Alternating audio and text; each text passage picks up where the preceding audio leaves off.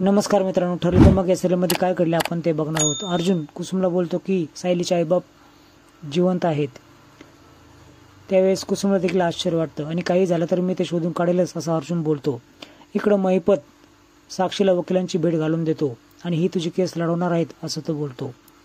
साक्षीला आनंद होतो, पण प्रियाचा चेहरा पडलेला असतो।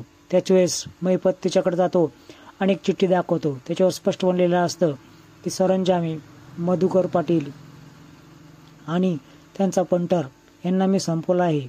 आता तुझी वेळ आहे। इथून बाहेर पडल्यानंतर मी तुला खल्लास करणार। त्यानंतर अश्विन त्या ठिकाणी येतो आणि प्रिया अश्विनला विचारते की वकील भेटला का।